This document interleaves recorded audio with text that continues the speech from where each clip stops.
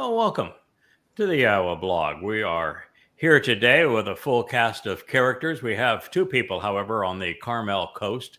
I think that is the cocktail tree. That's the artistry that we have been fighting over for those who don't know. But there you go, off the top, that beautiful painting was painted by the man who is sitting beneath it. That is Captain Kirk. It was Kevin, who just moved out of the way for you to be able to see it. And down below is JB. He's also figured out how to make the backdrop the last painting of Captain Kirk. The story here, for those that don't know, and it was a bitter fight that I lost. I won the vote. I won the vote by a landslide. I did staff the ballot box. I started off with Wookie and Asher voting in my favor. And then Wookie, of course, has Rich around his paw. So I got Rich's vote. I abstained. I gave my vote to Wookie. Yeah, okay. Well, Wookie voted for me. Yeah, and it was like a clean sweep there for a while. And when the deal was that I offered to buy that painting because it brings back memories to me. I just loved the Carmel coast and those old gnarly cypress trees and the ocean that came against the coast. Now, you pictured it on the one clear day every year. So that really is unfair. But nonetheless, take pictures. Yeah, I do. I do recall that. And I just love the flowers and the old gnarly tree and the character of the whole thing. And so I asked Kirk, who's been my friend now for almost 20 years, if I could buy the picture from him. And he said yes. And I said, okay, here's what I want to do with it. I want to pay you for the picture and I want to pay to have it framed. And then I want you to put the picture in your studio so that it's the backdrop for this show. So I got to enjoy it. You get to enjoy it. And I thought that was just a great plan. I was going to feel really good about being able to see this picture regularly because I love it. And And I was going to have my good friend be able to keep something that he created that's a real treasure. Except for the fact that Kirk didn't like those terms. Kirk decided that he wanted to give the picture to me. And so I decided anyway, that I'd hold a contest and that we would put it up for vote. And so I did on the Facebook site, and it got quite the response. And I was really doing great with the response, and it was almost a clean sweep. Before you finally chimed in, it was like 8-0, and soon it was like 20-2. But then your wife decided that she would clip us all, and I just gave up. She said, "Take the damn picture, Kirk." My husband is well hung all around our house. And with that, the debate was over. With that, I just surrendered and I said, no contest. Possessions 90% of the law. Remind me never to engage in a debate with Sylvia. So there we have it. Who knows what's going to happen with the picture other than Sylvia's the one who is going to decide. The boss decide. That we know, and I get to enjoy it as the backdrop. I can't draw a stick man. So for a guy that can't draw a stick man, I can't carry a tune in a bucket, and I can't draw a stick man. And so to see something this beautiful that captures something that was really important to my youth. I mean, that first time I got a car, the first thing I did is I headed up the Carmel coast. I loved the town of Carmel. I loved that whole coast. I played golf poorly, but nonetheless I thought that Pebble Beach was the ideal golf course, and so I loved Pebble Beach. I loved the lodge there. To me, that was as romantic as it gets. So that's the story of the picture. All right, well, it was an interesting couple of days. I had to confess that I'm not much of a Charlie Kirk fan. I don't listen to very many people in social media. The few that I listen to are highly technical experts on subjects that I have an interest in. Like I like to know what's really happening in the U.S. proxy war against Russia. And I listen to people who are experts in this because I think it is one of the great deceptions of our time, a government deception that's virtually worldwide, where 90% of people are misled, and it is leading to nuclear confrontation and the destruction of the earth. And so that's a subject that I'm interested in. So I'll listen to the people who know a lot about what is going on there. But Charlie Kirk is not someone I would ever listen to. He was right about a number of subjects. I've subsequently listened to maybe an hour of various things that he said, and he was right about Islam being a great threat to the world in the United States. He was right about Marxists being violent and being a threat, and their combination of Marxist Muslim violence to the U.S. I think he's absolutely right in that. He was one of the few people that spoke out against America sending weapons to kill Russians in Ukraine. I don't know if you fellows know this or not, but the numbers on that, Trump has just lied miserably, saying that the Russians lost millions of people and that and they're losing hundreds of thousands a week and this sort of thing. The actual numbers on that war are that the Russians have lost about 135,000 troops, with about 2/3 of that in the first month or so when the Wagner Group was using criminals. The Wagner Group got criminals out to fight, and they weren't very skilled at what they did. And since that time, since they were disbanded and the Russian military has taken over, the Russian casualties have been very low, and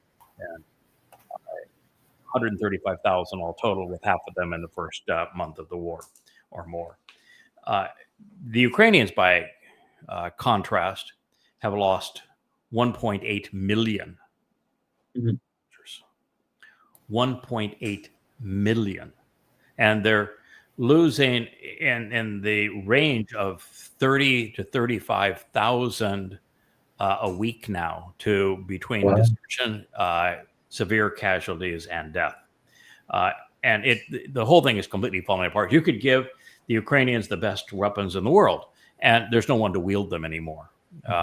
And the Russians are just moving slowly, because really all the Russians wanted was the ethnic regions in the east of the Ukraine. They've captured those. They will eventually capture Odessa to have the clean sweep of the eastern part of Ukraine and the area around the Black Sea.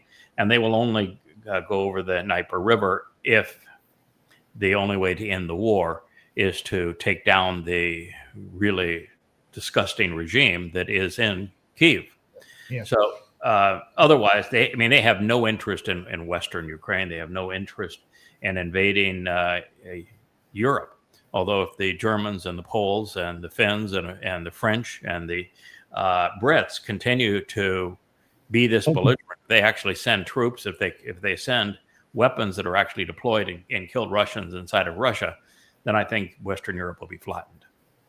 If they just stand down, Russia has no interest in them.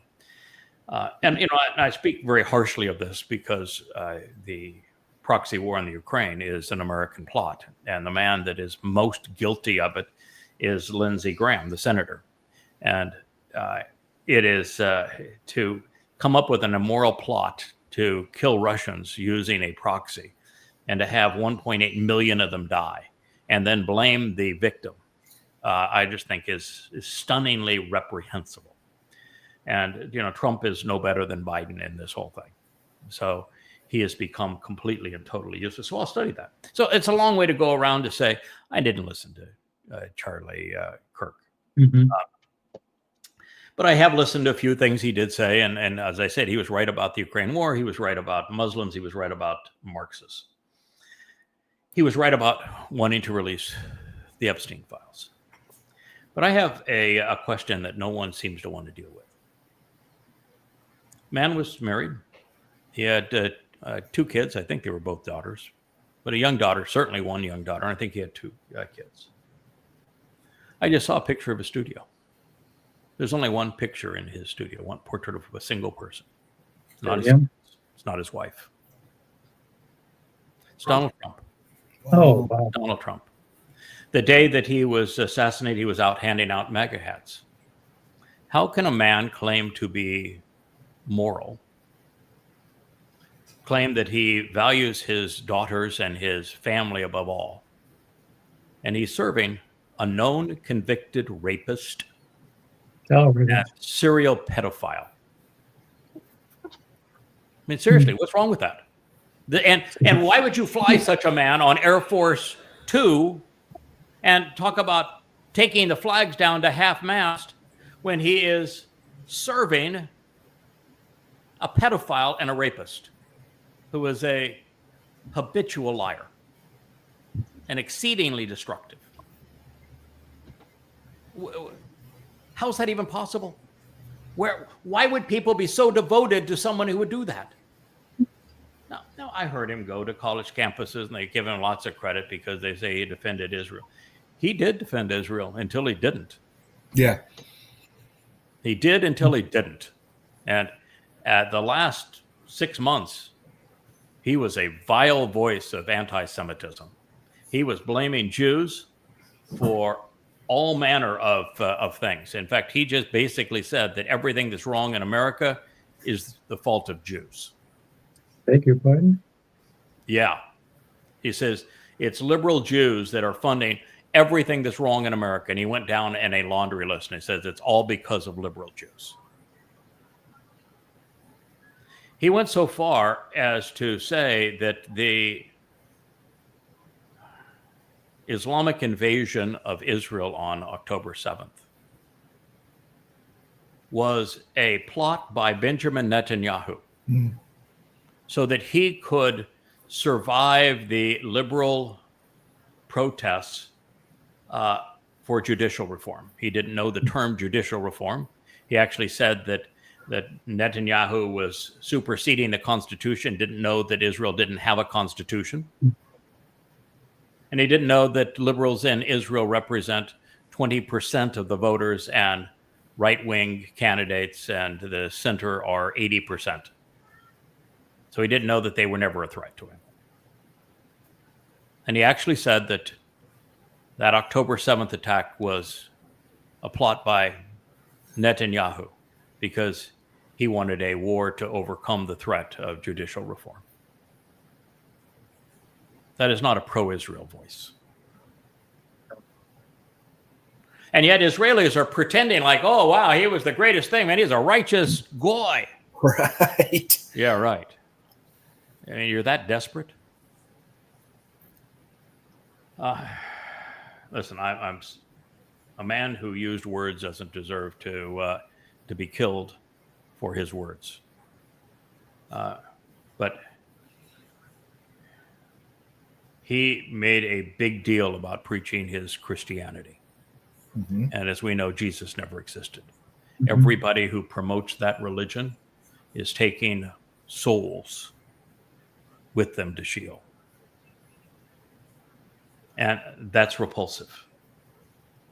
His wife is dangling a rosary out the car window on the way to Air Force Two to fly the casket back to Phoenix.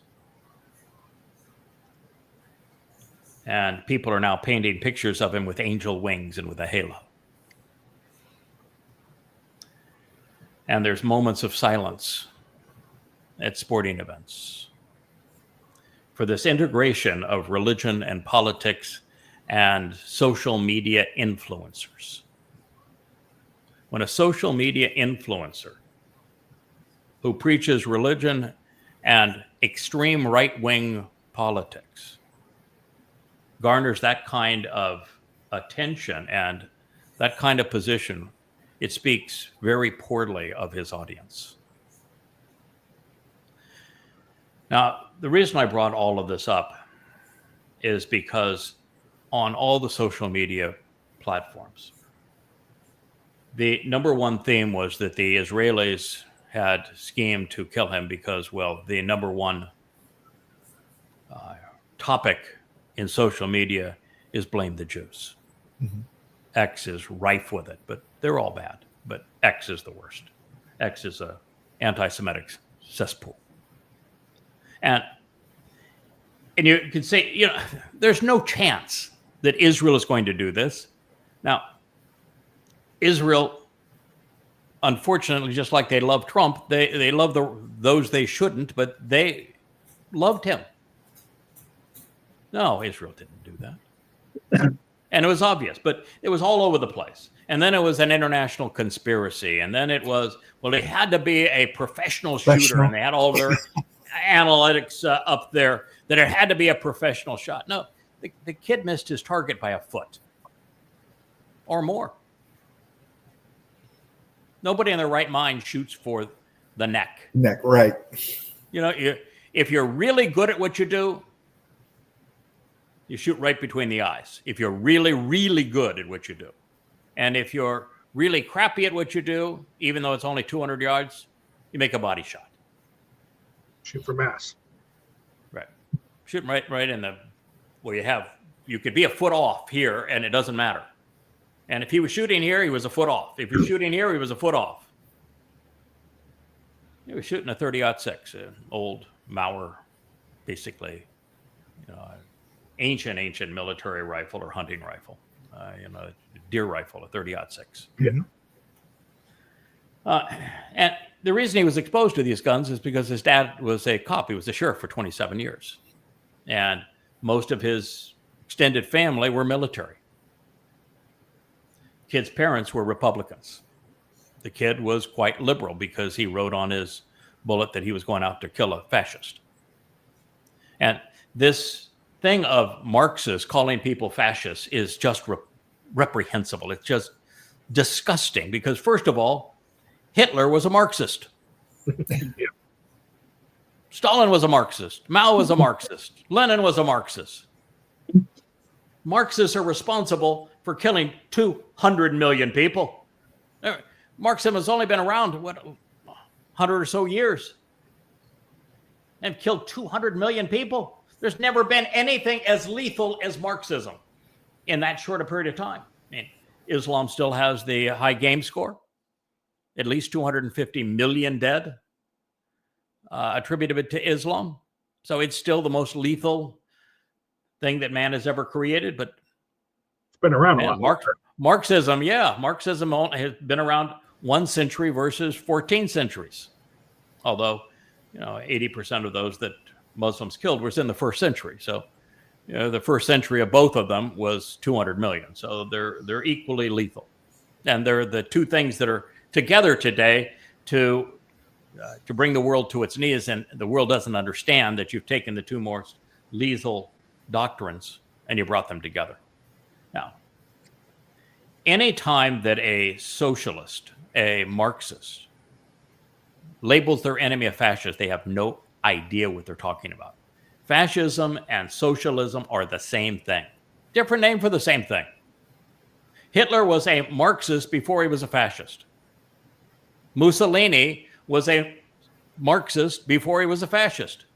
They didn't want to, they wanted a way to differentiate from the people they didn't like. They were the same as the people they didn't like, but then they needed a way to differentiate themselves from it. And the way they did it is they called themselves something different. And Mussolini was the first, and he had, all of these godlike images of himself. And Hitler said, "Hey, I could buy into that. That's my thing. It fits me perfectly. I'm a fascist too." But it's the National German Socialist Workers' Party.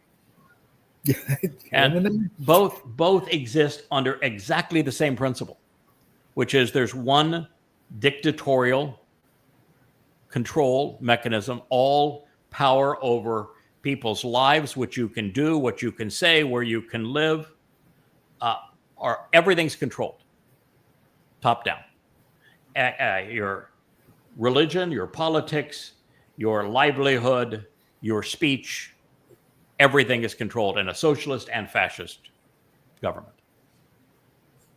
And yet in both governments, even though most industries are nationalized, both in socialism and fascism, in both of them, there are exceptions for those who are most loyal to the party. Mm-hmm. that they can still own their own property and their own businesses, as opposed to communism, where the government owns everything. But Marxism and socialism, the same thing economically, the same thing politically. It's just a different name to the same thing. And so for this kid to call Kirk a fascist means that he was an extreme liberal, even though he was raised in a Republican household with a father that was a cop. Mom was a social worker. And so my point is that Tyler Robinson is America. When Elon Musk and others lashed out and said, if they want to kill us, we need to fight back. And I kept on posting all day, there is no they. Yeah. This was a young boy. He's 22 years old. He's a twerp. He's living still in mom's basement on a little twin bed with boxes underneath it and a plastic chair for his computer. He had no job. He dropped out of college. He was in a trade school to be an electrician.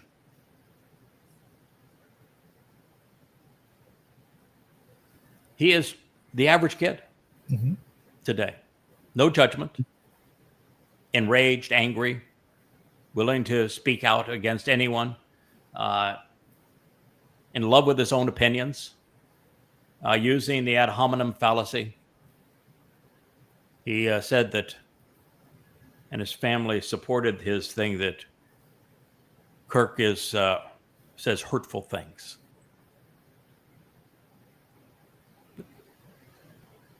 Criticize them. If you want to say you don't like his stance on Marxism, then try to justify Marxism.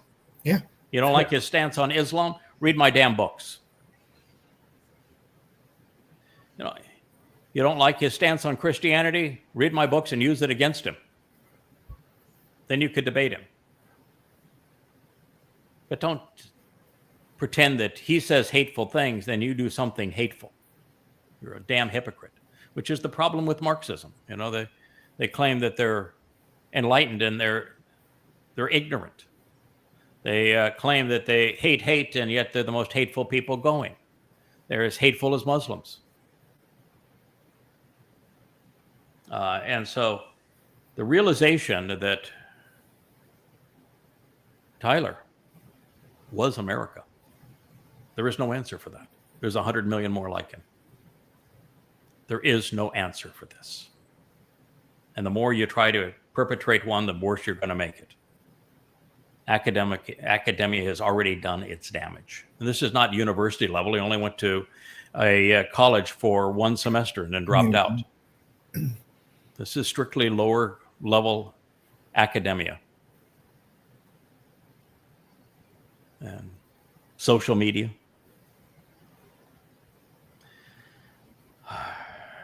He is America. I'm sorry, but he is America. That's who they are. So now what are you going to do? There was a tragic announcement today of great consequence. I don't know if you guys saw it or not. MBS of Saudi Arabia had this huge conclave of I'm going to call them towel heads around him. The richest and most elite of the Muslims. And he began by saying that the provocation of Israel by attacking Qatar had to be responded by a unified strike and attack by Qatar and Saudi Arabia and all Islamic countries. Ooh. And that he would offer the full force of Saudi Arabia to hold Israel accountable without limitation.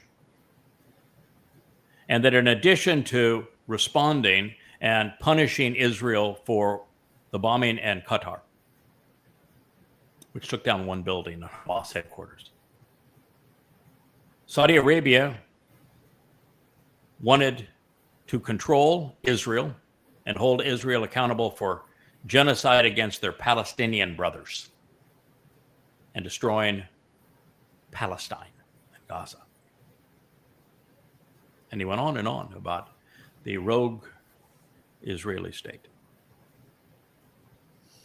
Now, I want to talk a little bit about this, guys. Feel free to chime in. You can feel free to disagree with me if you think I'm wrong on any of this. I'm Not so far. happy to have the critique.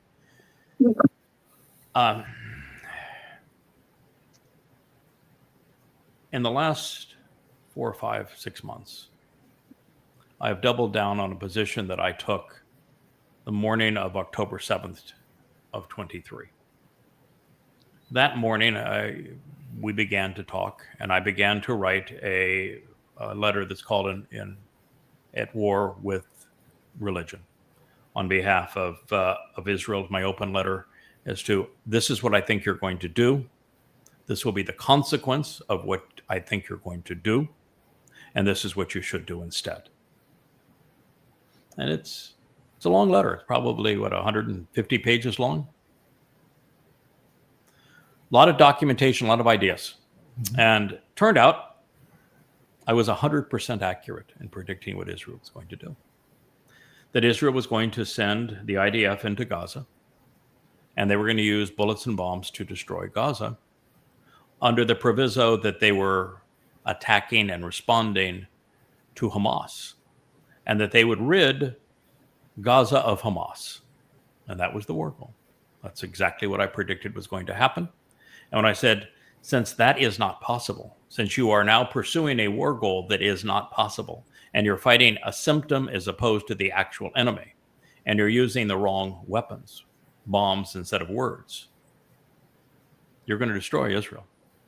You're going to make a bad situation worse in Gaza. There are going to be more jihadists by the time you're finished with your bombing and destruction than there were when you began.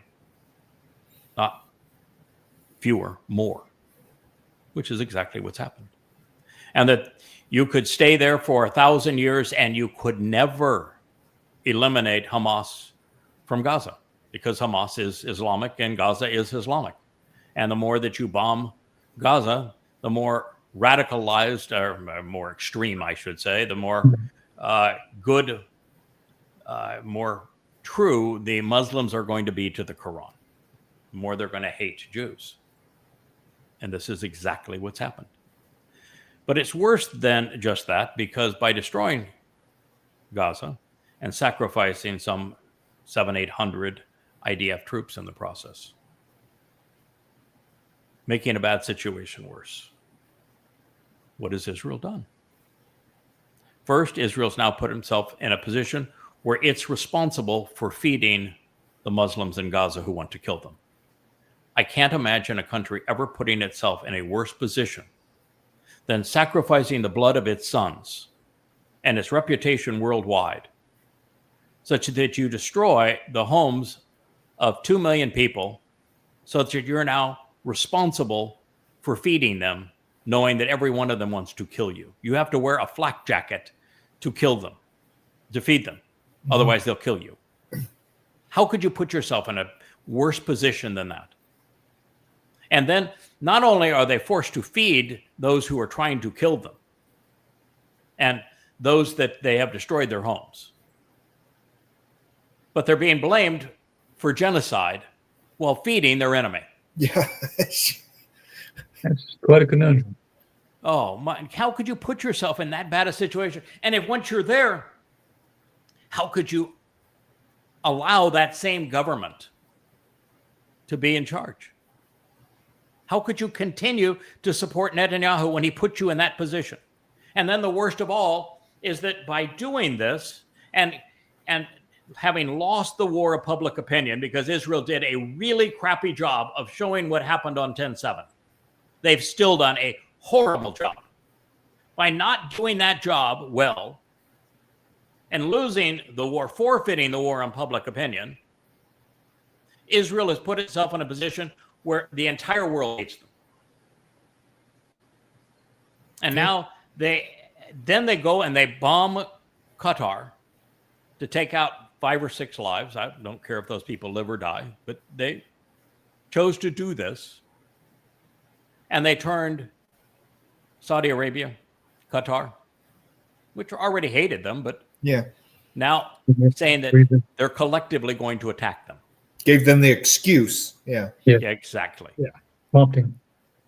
Right. To control them, to attack them. You couldn't be in a worse position. Israel is so isolated. And they will say, well, but we have, Donald Trump in the White House, and America is, giving us more weapons, so America loves us. No, you don't get it. I finally heard someone, Scott Ritter is the person, for those of you who are interested in the Ukraine war, you'll know the name Scott Ritter. He is probably the most informed person in the world relative to how that war is being fought and how many lives are being sacrificed and where they are on the front lines and what weapons are being used. And really the fact that Russia has destroyed NATO and they beat Europe and they destroyed the credibility of the United States. Scott Ritter said something that I have said before, I have posted before, and I don't think anyone has ever responded to me based upon this, but I thought it was fairly profound at the time, and he is now the second person I've heard say this after I did. He said there's only really one way that you can interpret what the United States is doing relative to Israel, because Israel has turned the entire world against them, and Israel has isolated the United States in the Middle East to a significant degree because it's viewed as the country that arms this savage attacks on Gaza. And so he says there's only one explanation for it. And then he says, I can't give this credit to Trump because Trump's not that smart. But people like Trump are never in charge. And it's no one in Trump's cabinet administration that's smart either, so they're they're in charge. But there is between the CIA and the NSA and the financial leaders of this country and the military industrial complex, and this is something I've always been uncomfortable talking about in terms of who really runs the country. But the fact of the matter is there are people who have come up with a plan that are much smarter than Trump. And the plan, sadly, is to give Israel the bombs to destroy itself. They knew what Israel would do. They knew what Netanyahu would do. And they've continued to give him these massive bombs that he's using to destroy every habitation in Gaza. And it is suicide for Israel. There'll be nothing left of Israel as a result of all of this. 1 second, excuse me. Wookie would like you to know, though, he is wearing an Hermes. Let's see, if I go this way, yes. He is wearing this is a Hermes as opposed to an Hermes, but he is dressed. He is dressed for the show. And that he was groomed, got a haircut, Leah, and a bath, went to the spa, and put on his Hermes, and there he is. But he's now over in the Wookiee throne. He has a special throne that's in used to be my office, now the studio. So what he came to the conclusion, the same conclusion I had come to 4 months ago, because I was constantly told when I said Trump is the great betrayer back in November, as I announced this, that Trump is the great betrayer. He is going to betray Israel. And he's going to be the ultimate sponsor of the two-state imposition that will make Israel indefensible. And so in saying that, the retort from all of the pro-Israeli popular posters, but that's not true. Because look he's giving us so many bombs and weapons. And my retort even then was, you don't understand why. You're not only being played by the Muslims, you're being played by the United States. The Muslims who invaded on 10/7 Alaska flood. They were only trying to do one thing. You're not going to send 4,000 jihadists, mostly on foot, into Israel and conquer Israel, are you? Really. No. So why did they go in screaming Allahu Akbar, raping, torturing, plundering, burning, abducting, and killing? Why did they do that? Antagonize them. Well, aside Why from the did fun of it, Yes, Come get me. yes, Come get me. yes. Why? Well, why did they There's do a that? history of doing it. Right. Muhammad They had Ali. a history of doing that. They did it to antagonize Israel because what did they want Israel to do? Oh, come They wanted bomb Israel Gaza. Come kill to come bomb Palestinians. Gaza. And they Yeah. wanted lots and lots and lots of Muslims to die, and they wanted Israel to destroy Gaza. And they already had all of the resources already positioned in colleges, universities, and throughout the media. Qatar had already bought them, Bottom. Mm-hmm. ready to say that before Israel even went to war in Gaza, that Israel was committing genocide. Mm-hmm. Yeah, they were still That's what lining they tanks wanted. up at the border. Yeah. Right. That's what they wanted. Israel was played. They wanted Israel to invade Gaza and to destroy Gaza and to kill lots of Gazans. That's what they wanted, because that's the victory. Because if you do that, you turn the whole world against Israel. What happens when you turn the whole world against Israel?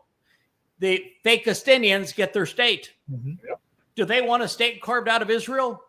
Oh, Hell yeah. no. They want the whole They have thing. no interest. They've been offered a state carved out of Israel that's a lot larger than whatever they're going to get for a long time. They don't want a state carved out of Israel. They want the state of Israel. But they recognize, and you're playing with people whose average IQ is in the 70s. Right. I mean, so you shouldn't be able to be played for a fool by such fools. They realize that once the fake Palestinian state is given, and it will be Saudi Arabia that has the greatest influence over it, once it is given, then Israel is completely done. Because there won't even be 5 miles between the borders on both sides, and Tel Aviv and Jerusalem, where in that area 80% of Jews live. Yeah. From the West Bank to Gaza, yeah, less than 5 miles. Oh, you're not going to have, 4,000 Islamic jihadists now from the north and the south and inside out. You're going to have millions of them. Yeah. And there is no fences that are going to be capable of resolving that. None. Mhm. It's It'll be like a zombie horde in a movie. that is correct. Climb That's, and over that's their dead allies just to get to them. And that's exactly as the prophets present it, Mhm. as tidal waves of terrorists. Exactly. So they played Israel for that result. And then the United States, these neocons in the United States have played Israel by giving Israel the bombs to do what they were baited into doing. Yeah, we can make a buck off this. Let's go. Yeah. Not only can we make a buck off of it, we can destroy Israel in the process.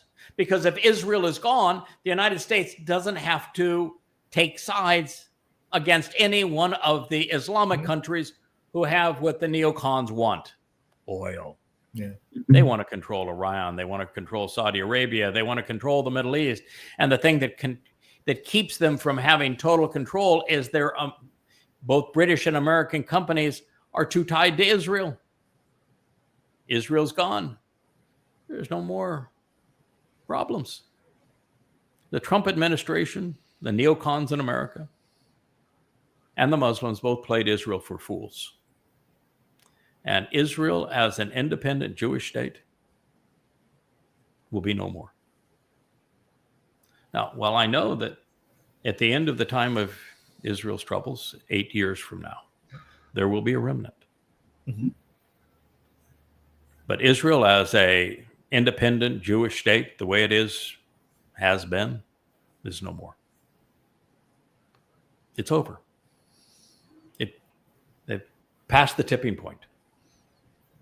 World opinion, the insistence on a Fakistinian state, the Islamic states that surround them, they were too aggressive.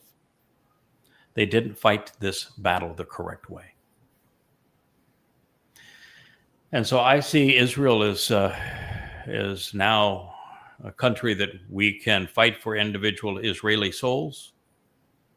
We can fight for the souls of Jews. We can encourage them to walk away from the idiocy of the rabbis. Judaism, boy, I tell you what, when you listen to the statements that these people make, the feeds that were on my Facebook account, I probably put in 10 a day. And it's just astonishing how just tragically anti-Yahweh that religion is. They hate God. Mm-hmm. It is just repulsive what they have to say. And I can't imagine how God must feel to see his people wearing those little boxes and tassels and ribbons and morning suits and beanies and spouting such utter trash. But that's who they are. And so Israel, we can save some Israelis from Islam. We can save some and from Judaism and even for Christianity. Mm-hmm. Because Christianity is exceedingly anti-Semitic and from Marxism. But we can't save Israel. It is a house divided and a house destroyed. And it is going to fall apart so fast over this next year. It's going to be almost dizzying what we're going to witness.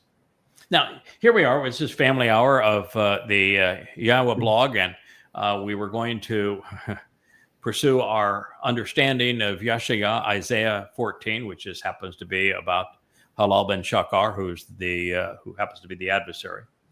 So it's not a happy subject, clearly, but it's an important subject. And we spent this entire time talking about the likes of what America has become, the hypocrisy of the MAGAs and the Charlie Herds or Charlie Kirks of the world, and now what is happening in Israel, as well as the march to World War III through the proxy war with Russia. But all the same subject. Yeah, we're stating a problem, offer the solution. Yeah, correct. Everybody knows it's messed up. You know, we can look, anybody can watch it, regardless if you agree or disagree what you're seeing on those screens in front of you and how it makes, everybody will tell you what's messed up. We're the only ones offering the solution. Right. Yeah. We can tell you why. We can even tell you why it's messed up. Yeah. When they can't. Mm-hmm. Yeah. We know why it's messed up. We know how fast it is falling apart, and we have a solution. Yeah. And we also go ahead, Kirk. No, I was just going to say there's a reason why the first condition of joining Yahweh's family or returning to Yahweh's family, to walk away from religion and politics. My God, it's the death blow. It is. Start there. They're all death cults. I mean, if you look at I'm looking over here. I really wore Wookiee out. That was way. It's hard to play dress up. Wow. So I told you he had a throne. There he is. Uh-huh. But he's in the library. You can tell him. He's got his reading material right there next to him. Yeah, Yahweh goes out of his way to tell us how much he dislikes religion and politics. He hates religion far more than politics, but he dislikes both. And both are deceptive. Both are misleading. Both are duplicitous, dangerous, destructive. And it's important that people know that is the case. And throughout everything that you witness today, God is the pretend God, the religious God, is interwoven through all of it. Mm-hmm. Oh, let's pray for Charlie's and his family. Let's pray for America. No. God didn't want to hear your prayers. Yeah. No interest in them. You to pray. No one asked you to pray. And if you're religious and you're not observing the Torah, if you're observing the Torah, you're not religious. He says, you look like you have dung on your face as far as he's concerned. So no, he's Wow. not listening. Doesn't want to hear from you, particularly if you're religious or you're overtly political or you're anti-Semitic. Oh my, are they out like wolves at a lamb convention? All right, gentlemen, unless we have something we want to add to this mess, we'll return to the story of Hasatan. The presentation of Hasatan is found in the 14th chapter of Isaiah, actually known as Yashaya. And we have made our way to the 9th verse of that statement. It opens actually with God telling his people, this is the positive alternative for you. And then it moves into a condemnation of religion and politics and an expose on Satan. One of the discoveries that I made very early in this process, this goes back now really 24 years ago. I was studying the Quran and trying to understand why the Quran was equal parts tributes to Satan. You know, the Quran says that all of Allah's messengers speak for Satan. The Quran has whole surahs that are devoted to demons, which are the jinn. Whole surahs devoted to them. We're told that the demons just love Muhammad and the Quran. And we find that Allah spends all of his time in hell, torturing people. So if he's spending all of his time in hell, you know who in the hell he is. You would think. Yeah, it's pretty damn obvious. And so as you're doing this and you're trying to understand why then there are surahs where Allah and Satan are having a conversation, and you really have a difficult time trying to figure out which one's Allah and which one's Satan, because their agenda is exactly the same. Man, exactly the same. There's whole long discussions, and they're repeated in numerous places, which are arguments between Allah and Satan, and you really can't tell which one's which.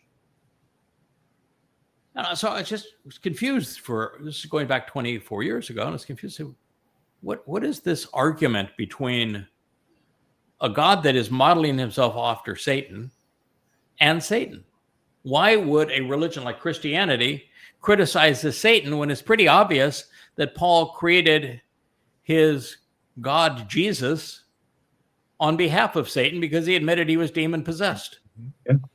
And his God is exceedingly anti-Jewish, hates Jews. So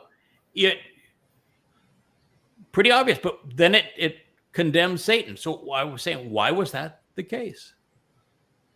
And then was a friend that pointed me in the direction of Pike's Morals and Dogma of Freemasonry, Yep. 32nd degree, yeah. Mm-hmm. And it talks about religion from Satan's point of view. Mm-hmm. And what it said was that Satan is saying, because as a 33-degree Mason, you are officially a Satan worshiper. And it said that Satan must destroy the adversary title to be perceived as a god. Yeah. And then you go to this statement and Yashaya 14, and now the whole thing falls into place and you understand it. The reason books like the New Testament, because by the way, the Torah, Prophets, and Psalms say very little about Hasatan. Yeah. He's a bit player. And Christianity is a big deal. And Islam, huge big deal. So why in these religions are they so fixated on disparaging Satan? What does Satan mean? What does Satan mean? Hasatan, the adversary, yeah. So, all right. So does Satan want to be known as the adversary? Absolutely not. No. And so the only way for Satan to succeed and to be perceived as a god or as a lord or as anything other than the adversary, as the devil, is for him to go and attack Yep. the adversary designation. Mm-hmm. And that's exactly why Satan is besmirched by Satan in the Christian New Testament and throughout the Quran. Hasatan does not want to be known as the adversary, which is what the title means. He wants to be known as the Lord God. And that is what we're learning. The moment you learn that, then you understand Islam. You know who Allah is. Mm-hmm. You understand his tactics. You understand who the Jesus Christ is of Christianity and why Paul was demon possessed to conceive it. It all falls into place. You understand who Hashem is in Judaism and Adonai in Judaism. Yeah. The Lord. Yeah, the Lord replaces, and the name replaces Yahweh. This is Satan's ambition. Now, I went one step further, though, fellas, that is something I had not previously perceived. But the place that you actually learn the most about Satan is in the book of Ezekiel. Mm-hmm. And it's so obvious that Ezekiel was inspired by Satan. It's got 25 ways to torture and kill Jews. That's the big theme of the book. And the first 2/3 of the book. It has 2 horrible rape scenes. Satan has a type. He likes rapists. That's why he picked Paul and Muhammad and Trump. Yeah. He likes sexual perverts. Hitler was a good example. And so it's obvious that is satanic. And then you see the 2 depictions of the alleged Lord in heaven, and it's Babylonian astrology. Clearly satanic. And so it became obvious to me the book was written by Satan. And then you have Satan actually confessed to it by talking about he projects himself back into Eden and how he thinks that God did him a low blow by decreasing his status from cherub to serpent. And then he puts himself on the rock of Tyre and talks about how glorious he is. Mm-hmm.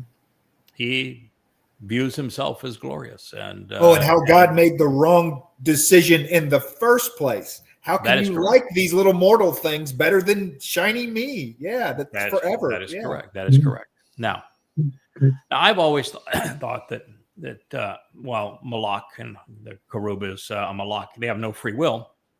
They're command and control segment. So I just figured that, okay, rebellion in the military where you have no free will is something you can still do. It's just there's the immediate consequence. Mm-hmm. You're imprisoned or they kill you or you're demoted.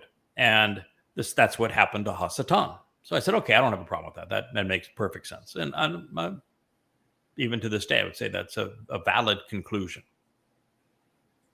But when you read in Yeshaya that Yahweh admits, he says, listen, I created evil.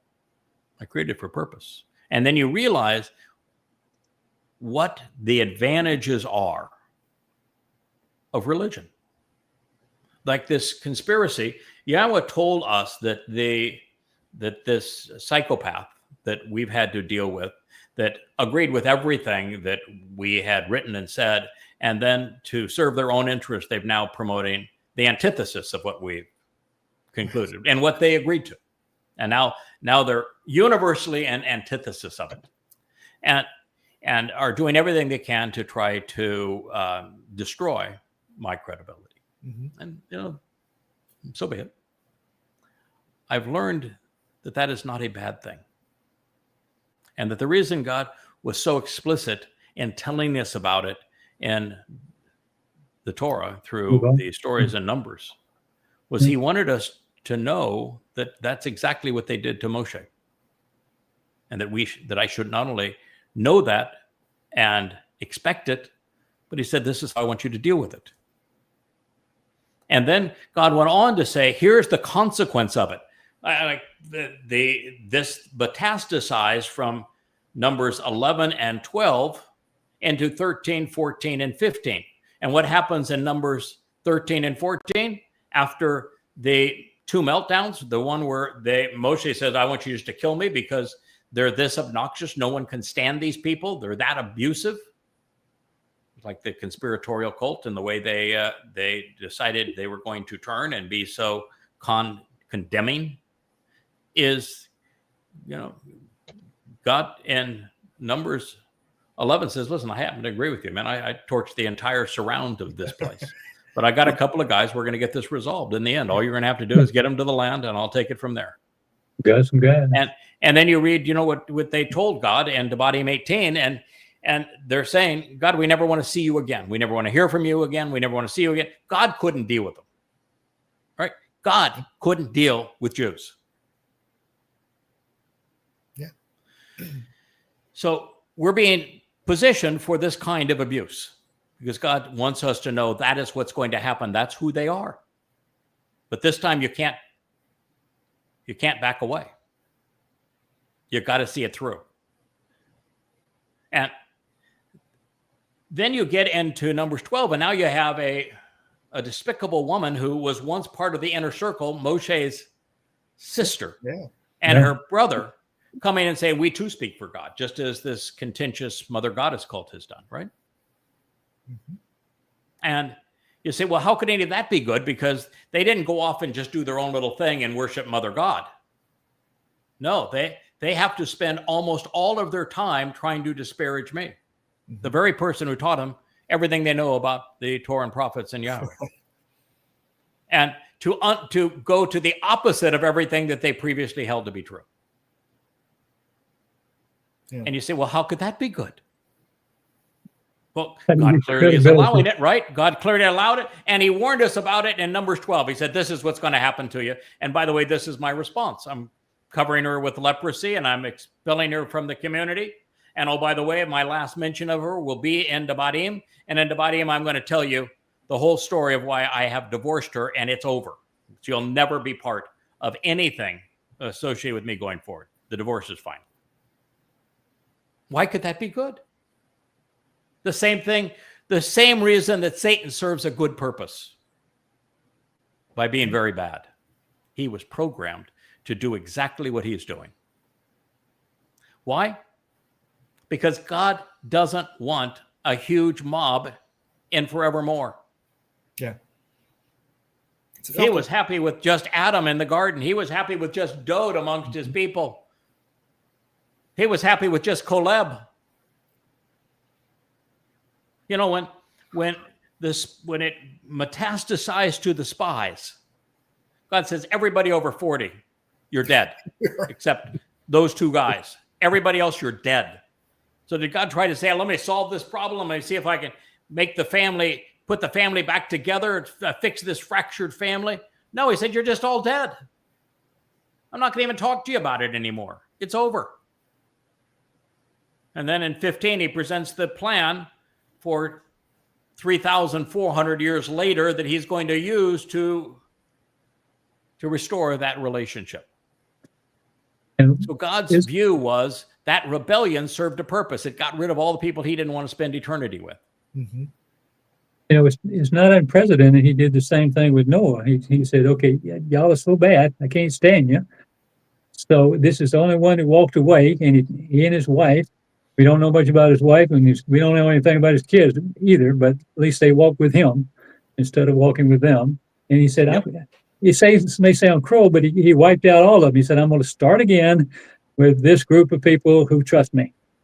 Yes. And that's what he's doing now. I mean, I see it as just another, unfortunately, he has to weed them out every now and then and say, who wants to be with me?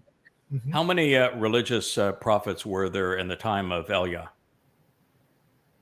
Well, that story at 480. Religious prophets, like 800 or 600? Yeah, 400 and 450, 850. Oh, okay. Right, JB? Yeah. 850, 400 and 450 between Baal and Asherah. How many were there at the end of that narrative? I know that one. 0. So did Yahweh say, "Hey, I'm gonna fix this all up for you. We're gonna have a time of grace. We're gonna have forgiveness. All you need to do is believe, and it'll all be good. We'll be religious together. Kumbaya." Did he say that? No, Elia ripped him a new one and they killed him. No, it was He embarrassed them, he mocked them, and then he killed them. Wow. So what's the purpose of this mother goddess cult? What's the purpose of these anti-Jewish conspiracies? What's the purpose of Christianity and Judaism and Islam? It's the filter. Yep. Yeah, it's a cleanse. Right. God's not looking to save everybody. He doesn't want everybody in heaven. He wants a way to get the herd so that it's just the people who get it, the people who share his views, the people who are committed to him, who love his name, who love his son, who've taken the time to listen to what he has to say and accept the house rules. Yeah. Yeah. And so we have to look at what Hasatan does and these perverted conspiratorial, which is the mother goddess cult, religious or political mindsets that is so destructive. And we have to realize that God created that for a reason and that Satan is actually programmed to do that. So when it comes to this Torahless one, who is Donald Trump, and Satan's possession of Donald Trump, well, Donald Trump had free will, and he made this decision because he's such a despicable character, and he couldn't handle the fact he was losing every court case, he lost the election, and he was going bankrupt. So he made a deal with the devil consciously, and he knows he's demon-possessed. But Hasatan, he knows the future. You'd think, if anything, he would say, no, I'm just not going to do that. I mean, I've been asked the question before, if Hasatan knows that after he kills you as the anima para, that he is done, why doesn't he just avoid killing you? And then the children of Israel are not purged, and then it's all over, and Satan wins. All he has to do is not do what it says he's going to do. Why doesn't he do that? He can't. He has to. He can't. He can't. He has to do what he's programmed to do. He didn't have a choice when it came to Donald Trump, although clearly Donald Trump is his type, just like Paul and Muhammad and Hitler. It's his type. But he didn't have a choice. That's probably enraging in itself. Yes. Knowing the answer, knowing that all I would have to do was not, and yet I can't not, it's there's got to be a little self-loathing in Hasatan from that. No. I think he embraces it. No, and no. I don't think so. What is the common trait amongst all extreme narcissists and psychopaths? What is the one thing that they all have in common? They love themselves. Nope. No?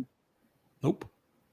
They don't love themselves. They hate themselves. They project their faults on others. What was Charlie Kirk's pet peeve? You know what it was? He says, I hate the word empathy. Mm-hmm. Oh, my. It was his pet peeve. I hate the word empathy. Now, the thing that all psychopaths have in common is they don't have any. They don't have any empathy. They have no concern for anyone, including themselves. Now, why did Trump go after the crocodile tears and my buddy and Charlie? He was killed. Then he went to the Yankee game, and he's all, hey, baby, doing the Trump shuffle and all smiles. Same day. Why? How? Yeah. Because he has no empathy. Yeah. And by the way, they don't love, a narcissist doesn't love themselves. They just hate everybody. All they care about is themselves, but they know they're despicable. And their only way to achieve what they want is to tear everybody else down. That's the same thing as Satan. So you can't say that Satan has this sense of loathing or any emotion. He doesn't. He's a tool. Back to your children. Yeah. You're just doing what he's programmed to do. Yeah. He provides the choice. Yeah, well, yes, and what he doesn't have any. No, but he provides a choice for humanity. Yes, he does. He does, but he himself doesn't have one. That's good. So it is actually very helpful to understand the adversary, because then you understand how religions work, how politics works, what it really means to be demon-possessed like Paul, like Muhammad, like Donald Trump. And when I say they're demon possessed. Paul admitted he was demon possessed. Yeah. Muhammad admitted he was demon possessed, and they both acted demon possessed to confirm it. And Donald Trump, the difference between Donald Trump 45 and 47 is clearly demon possession. He has become the most despicable man on the planet. If he follows suit with Muhammad and Paul, he's going to admit to it at some point. Yes, he is. Yeah, absolutely. Mhm. Yeah, and what we don't know really quite is how Satan bridges this gap between claiming that his corporeal manifestation is God, Satan having absolutely no respect for the man that he's possessing, Satan programmed to be perceived as God, to fool people, to lure them away, to give them a false sense of security, and him being the adversary. And will that ever be disclosed that he is who he is, until he's finally unveiled at the end? I'm even wearing my Man from Edom and Adam of Parah. He comes dressed in red for the occasion. Yeah. So no, I think that throughout all of this, as we consider Hasatan, we have to realize that we're not up against somebody who is fighting us for any purpose or for to accomplish something. He's programmed to do what he does. And it's kind of like when I look at Judaism and I say, why can't you say Yahweh's name? Why do you have to do this?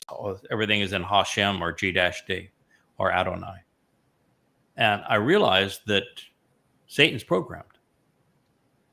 And so as he's working with the rabbis creating Judaism, he is specifically forbidden to use Yahweh's name. That's why Yahweh's name doesn't appear in the New Testament. That's why it doesn't appear in the Quran. God didn't want his name sullied in this way.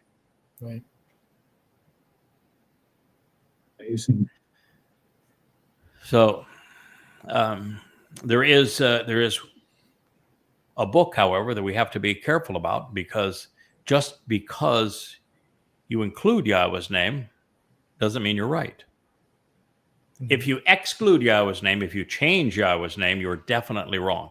If you present Yahweh's name as the mother goddess cult is because you want to work mommy God into God's identity, that's dead wrong, and the consequences are unforgivable. But there is in the book of Ezekiel, well over 100 references to Yahweh's name. It's used all the time. And so I had to come up with a way of, this is not him. I came up with an initial for it as opposed to writing it, because I knew it was being used inappropriately.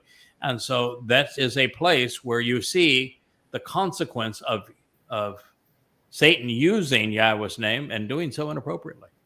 So it's just like circumcision. It will exclude you from heaven as a man, but it won't necessarily include you. Right. And so not using Yahweh's name will exclude you from claiming correctly to speak for him.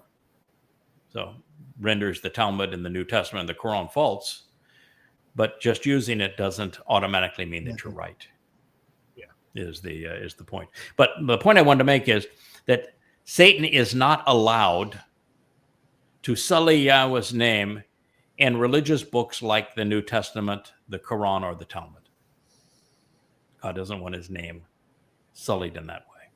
There's a reason why it was so uncommon when we started this process. We came to understand that Yahweh's name is Yahweh, and we came to understand why it wasn't in religion and why we had the responsibility of reintroducing it. It's because it wasn't sullied. It has never been sullied. Mm-hmm. So we can learn a lot by, I think, having a better understanding of who Satan is through this process.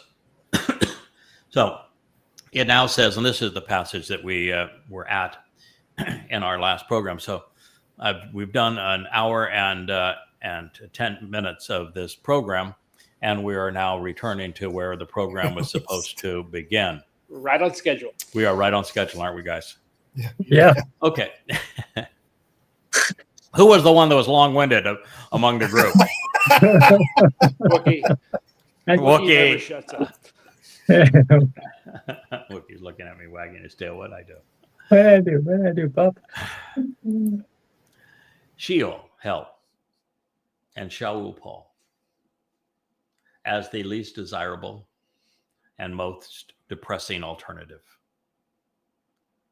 are anxious in anticipation, indeed excited to summon and to meet you, announcing your arrival.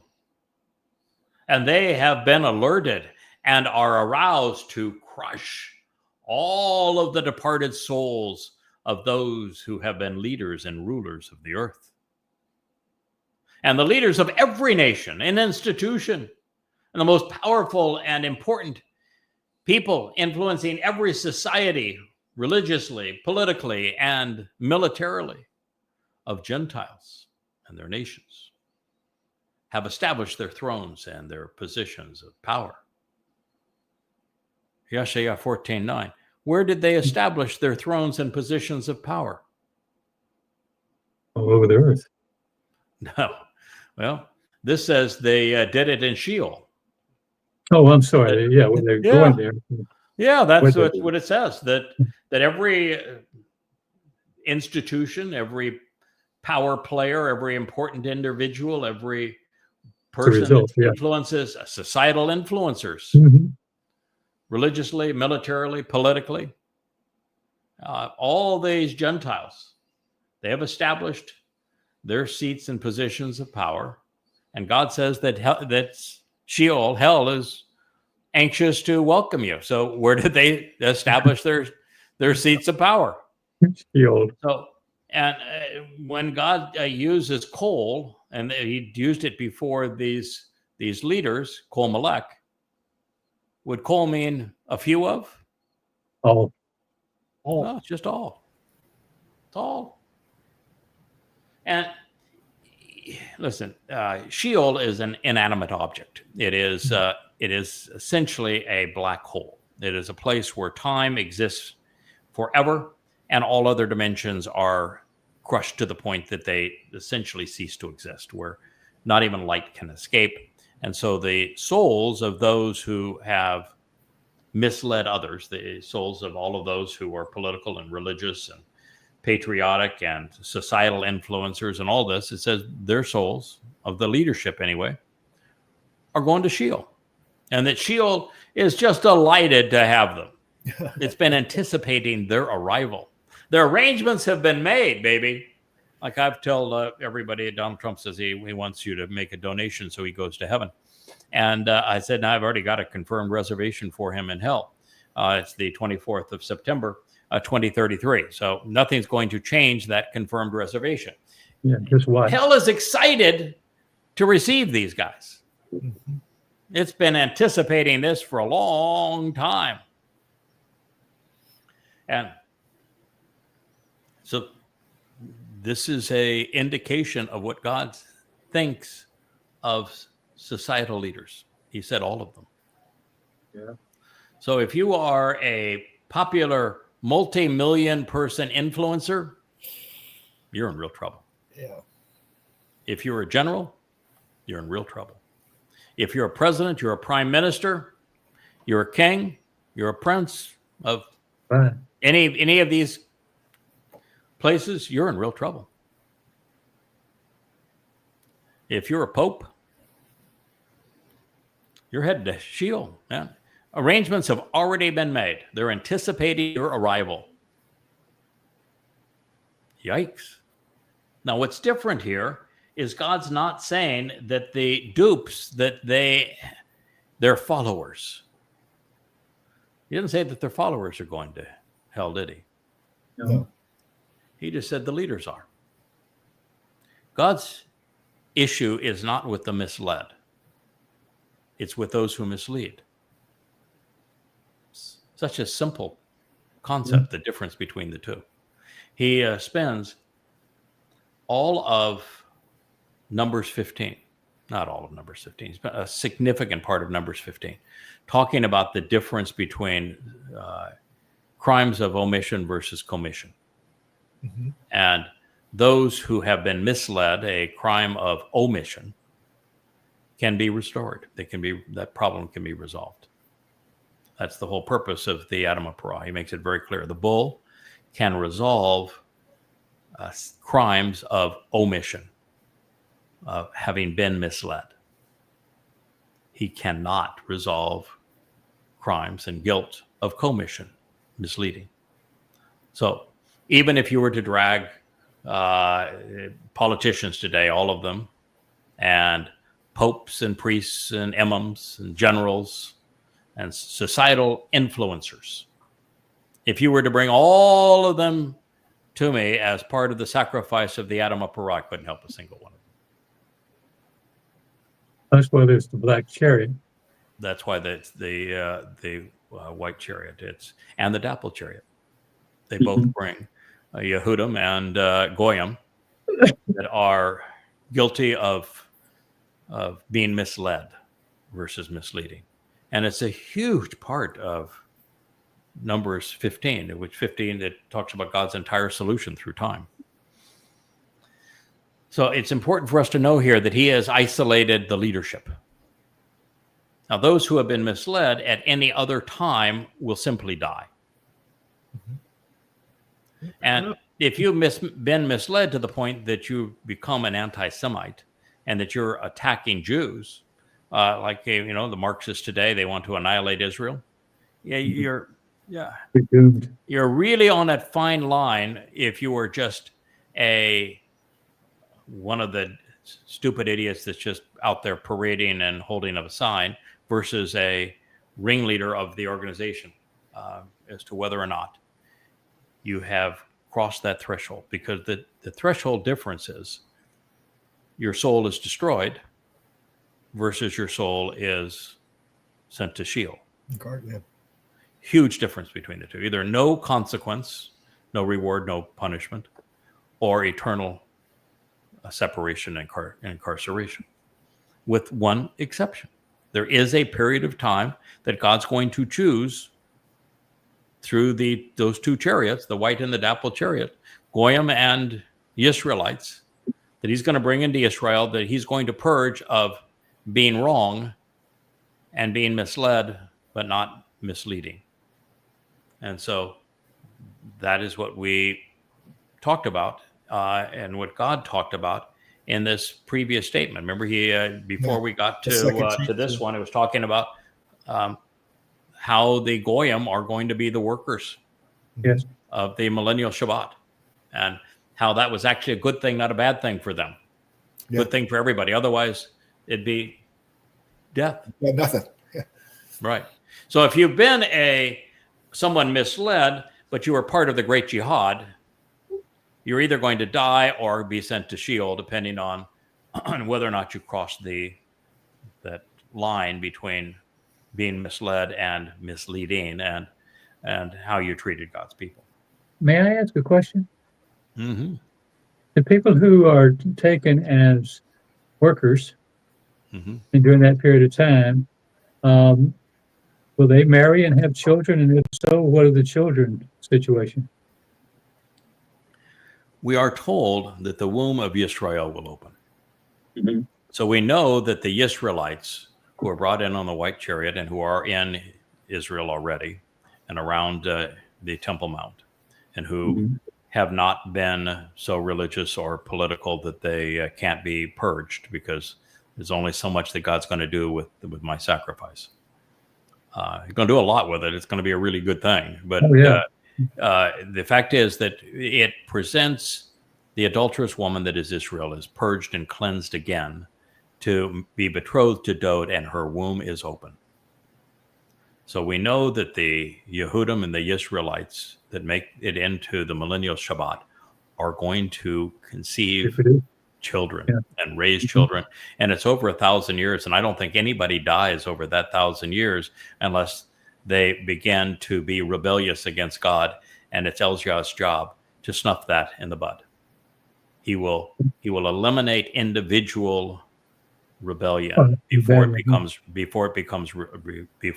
religious, before it becomes viral and spreads to many people, because God doesn't much care about individual guilt, but he cares a lot about collective guilt, which is religion. And so that's going to be Elijah's job. So then, what you asked now is of the Goyim. Right. And well, we're told they're going to be the workers of the millennial Shabbat, which is a very good thing for them. Yes. There's two things we are not told, and we're actually, I can't say we're not told. I have not seen Yahweh's testimony yet that tells us that the Yehudim who benefit from the sacrifice of the Adam Parah and are the mortals who populate the millennial Shabbat. We have not seen testimony that says that our teaching and guidance for them will provide them with the opportunity for them to become covenant and therefore immortal. Okay. Although we have read many things that suggest that they will also ultimately benefit from Dod's sacrifice, because what he did on matzah has far greater capability than what I did. Mm-hmm. So if you have misled, you can be cleansed of that by what Dod's sacrifice did on matzah. I have come to the conclusion, and when I've tried to view everything from God's point of view, and we've spent 24 years doing this together, and I'm right probably 95% of the time or more when I take God's point of view and I read something and I just say, the natural response of God as I know him is going to be as follows. And 95% of the time we find the affirmation of that somewhere else, and just unexpectedly, part of something right out of the blue almost. Yeah. Right. So my conclusion was that the mortal remnant of Israel will have that opportunity. And that'll be part of the job that we will have going forward as teachers. I can't imagine God not allowing that for that 1,000 years, because 1,000 years is nothing compared to eternity. And what are you going to do with those people at the end of 1,000 years? You're going to truncate their lives. You can't be mortals in the seventh dimension. So what does he do? And so the only intelligent thing is that they can become covenant. Otherwise, why would even God take the time to write the Torah inside of them? So right. I think the answer is, of course. Now you're asking about Goyim. Yeah. Will there be Goyim in the covenant? Absolutely. That's Shabbat has both Goyim and Yehudim. And God's very clear that the path to him, there's one Torah for Goyim and for Yehudim, for Israelites. So we absolutely know that there are Goyim in the covenant. I mean, God's end times guy is a Gur, and a Nakri is a foreigner, and an observant foreigner at that. So absolutely. And I think that once you're in the covenant with Yahweh, your ethnicity doesn't matter anymore. I think God views Dod and all of us as brothers at this point. I don't think ethnicity will matter at that point. I think it does during the mortal remnant period. So then you're dealing with these Gentiles who have the right aptitude and attitude to come in and be the workers. So they are definitely distinguished from Yehudim. Yes. Correct? Yes. And God doesn't really have to make a promise to them, because they are differentiated and they're getting the opportunity of a lifetime, because they're not dead. And they're going to enjoy working in the most ideal of all environments. But can they, with your question, have kids? Yeah. During this period? So. Yeah. And will those children and they have the opportunity to become covenant? So that first part I'm really comfortable speculating on, said absolutely for Yehudim. With the Goyim that make it into the millennial Shabbat, I don't know. Yeah. I don't know. If I were to place my bet, if you will, just on intuition, I'd say probably yes. Yeah. Well, we've been doing a lot of teaching during that period of time, and we'll be celebrating the Moed Mikra forever. So, I mean, somebody's going to get wind and say, wow. Yeah. But keep in mind, too, that while the universe is big and God is really big, God's never been big on having a big gathering. Yeah. Ever. I get that. Yeah.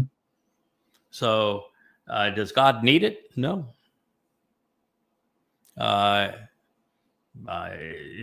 It's not necessary for him to be merciful, for him to be consistent with his testimony.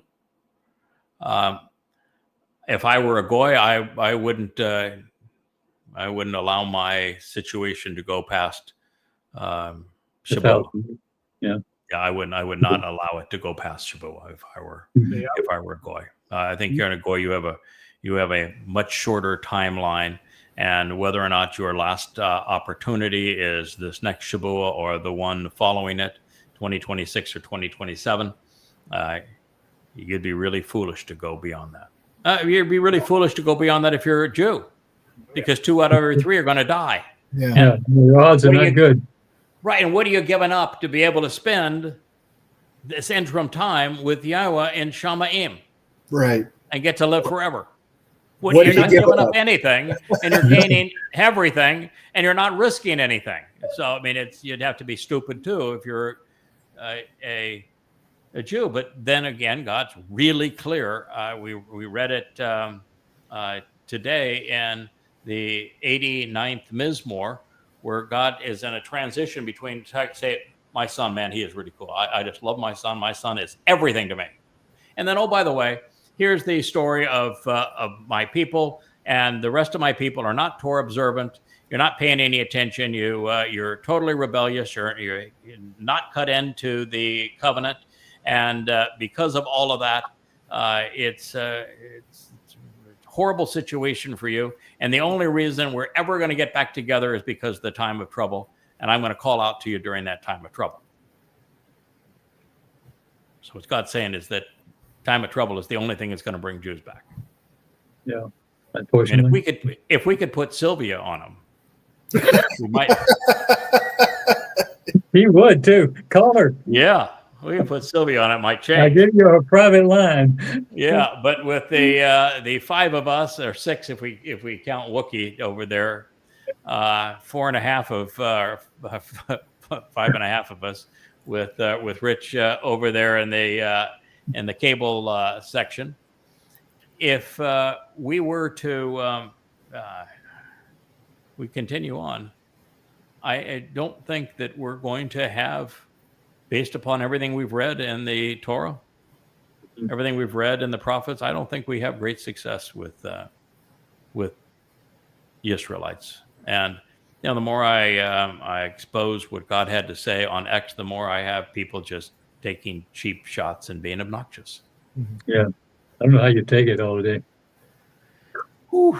Wow, I know you come over there, and it's a tough place. It is there are people, I'm sure, that say you've got to have a pretty good ego to say that God spoke of you and gave you this job, until you actually know what the job entails. Is right.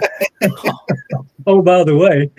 Oh, by the way, you get bludgeoned to death at the end of the job for a job well done. That's why I'm wearing red. But no, it's a really difficult job. Moshe couldn't do it. It is.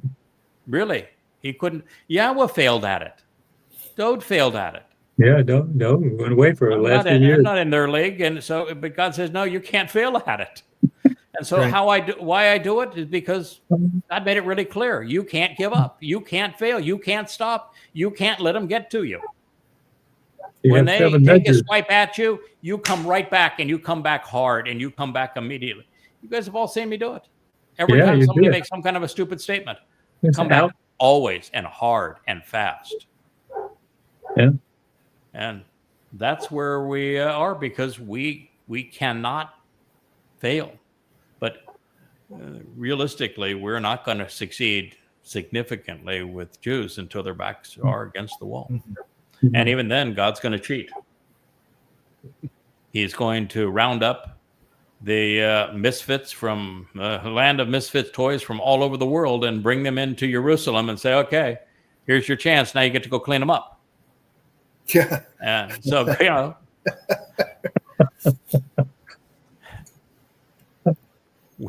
we succeed, but because there's a big we and us, right?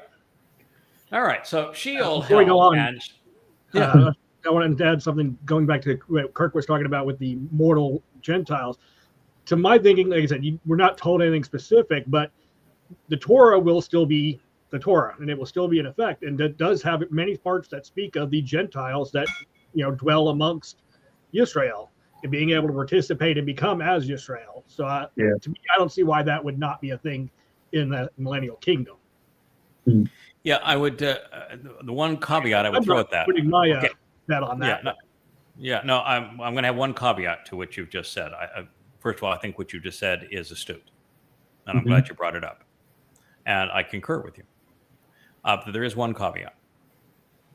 I am convinced, and there's no place that says this. It just makes God's logical, and it would be illogical for the Torah that He writes inside of us to be the same Torah that we're reading now. That's it's just way too much painful stuff and way too much stuff that just doesn't apply to us anymore. We do not need, as covenant members, for example, to know much about circumcision at this point because we're already an energy-based being. Right. And, you know, the fact of the matter is it doesn't really help us to know about how Miriam rebelled against Yahweh or how the spies were miserable and God had to kill all of them. We don't need to know about the story about the golden calf, really, do we? Yeah, we're living through the story. Yeah. Right. So what I think is that the Torah that He is writing inside of us is 100% consistent with the story, which is why I think what you just said is true, JB. I don't think there'll be any variation in terms of God's approach in the Torah. And I think He will even warn us about, as a good parent, these are things you ought not do. Don't go and touch the sun. Stars are hot. Don't go inside of a black hole just to see what it's like there. Don't send Kirk, Kevin, inside the black hole to check it out. Don't do that. There's going to be things that he's going to say. Horizon. Don't go past the event horizon, and even then you're going to get a real spin. He's going to have, don't do this because it's really dumb for you. You can do it if you want to, but here's the consequence. And he's going to have lots of things that tell you how to operate in 7 dimensions because we're going to need to know that. And how to operate DNA in case you want to create, life. So I think the Torah will be a book that is entirely consistent with God's approach, which means your point, JB, is true. And I think that answers the question that Kirk asked. What about for the mortal remnant? They're still going to need the Torah to come to know Yahweh, right? That's what yes, but God can still talk about and celebrate Pesach, Matzah, B'Kodem, Shavuot, Teruah, and Kippurim. He can still say these are the conditions of the covenant. All of that is instruction. But I don't think we need to know that Abraham pimped Sarah out for sheep, do we? No. Absolutely. So that's really my point is we don't need to know about the story of the golden calf. So so I just think it's consistent, but written to convey things that are appropriate for the mortal remnant and appropriate for us going forward. I think we're still going to be talking though about, I think Pesach, Matzah, B'Kodem, for example, are eternal. Yeah. I think there's actually going to be an eternal celebration of what happens with the Adam of Parah and on Teruah. I think Teruah is a really big deal for God, and I think we're going to be talking about it for a long time. Hope so. Yeah, it was it'd be a great show, and I think God's going to continue to celebrate the role of the bull and the ram and the goat. I think he likes the story. So I just see him being a father where he's going to use a similar approach to prepare us for a bigger adventure without telling us about the disappointments of the past. Mm-hmm. I don't think we need to know the disappointments. I just think we need to have sound advice of this is what you don't do. And I think he's going to do the same thing, which he's going to allow people that he's come to trust and he likes that are devoted to him to have a job going forward that is as teacher. I think he likes to delegate and wants us to enjoy being productive in that way. And, if you're thinking about it, wouldn't it be nice if we could all procreate and we could all enjoy? I've thought about it. Yeah, our own families, but our own families without the rebellion and the fracture. And plus, as Sylvia has attested, the stuff is...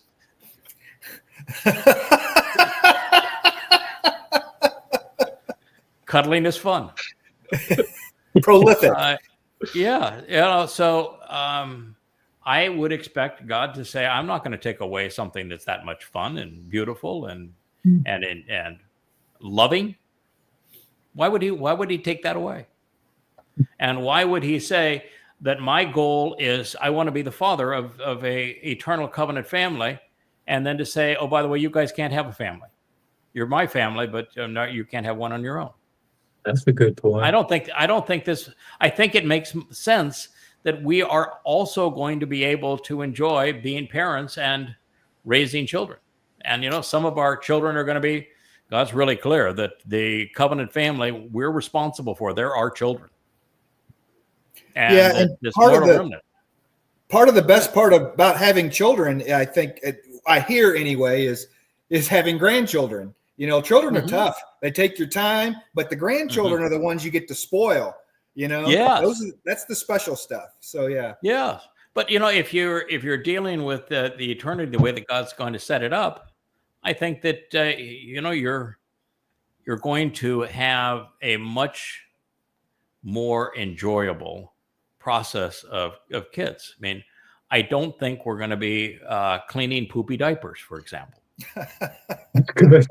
Or potty training. I don't think there's any potty training involved in this. I just think it's going to be a process that is beyond what we can currently imagine, but that loving relationships will continue to be spectacular, and that we will be able to conceive.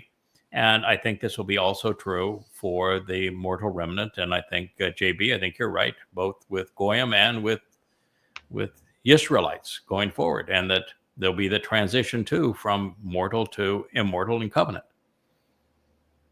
That's what makes the most sense. And God does not need to tell us exactly how things are going to be at a time that is beyond the scope that we can operate in. Yeah, understand much. All right. Yeah. So we are speculating here about a time that we cannot yet operate in. Yeah. But it's important for us to let people know this is what you're choosing, should you choose to be part of that, and this is what's going to happen. So you know what's going to happen with the mortal remnant of Goyim, because he told us. What's going to happen to the mortal remnant of Israelites, because he told us. So we have the responsibility of understanding and conveying what he told us. Yes.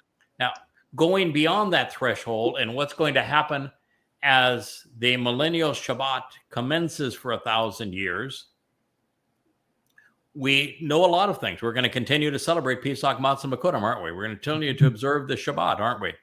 Mm-hmm. We're going to continue to revel in God's name, aren't we? We're going to continue to have utter respect for Dode and what Dode achieved. Mm-hmm. We're going to continue to watch God work through people. We're going to continue to work because God values work, and all the people that have chosen to be part of the covenant family also value working. So, I mean, we know a lot. We know what the conditions are going to be like in Eden. Be no religion, no politics. We're going to be able to converse with animals. It's going to be this great celebration of life. So we know a lot about what's going to happen. Do we know the details? Is there going to be a currency? What kind of houses are we going to be in? Where can we choose to live? How do we, how do we make this transition between 7-dimensional and 3-dimensional when we come to work with the mortal remnant. Where do we get to live? How do we transport between meetings? Who builds the houses? Who powers them? You know, we know who, but how all of that is managed, I don't know. Yeah. That's one thing I like about Yahweh is, religion, because they use heaven and hell as carrot and stick, gives you these depictions of glorious heaven and the terrible hell. And with Yahweh, basically, he doesn't tell us a whole lot of any of that, because all he wants us to make the choice based on is heaven is you're with me, hell is you're eternally without me. Right. And by the way, this is what I'm like. What I'm like is I like people that work with me because I like to work with people. I like to get stuff done. And so we know that heaven isn't sitting around singing songs all day, eating bonbons, and fluttering with wings. It just isn't that sort of thing. God wants us active. He wants us to continue to do things together. But your point is right. He doesn't need to tell us much about what we're going to experience in the 7th dimension, because let's suppose he did. What language would he use? What language would he use? What illustrations would he? Yeah, what illustrations would he use? You're back to Zechariah describing the chariots that are coming down, or you're back to Yashaya trying to describe this banner that he's seeing, and in words he can't, because I don't know what an LCD screen is. Sorry, whatever the case may be. Yeah, And if even if you gave me an education on the technology of it, what good would it do? Right. It wouldn't be a language to speak of. Yeah. So I'm just going to tell you, it's a moving scroll, and it's like what would he say, like 15 feet by 30 feet, whatever it was.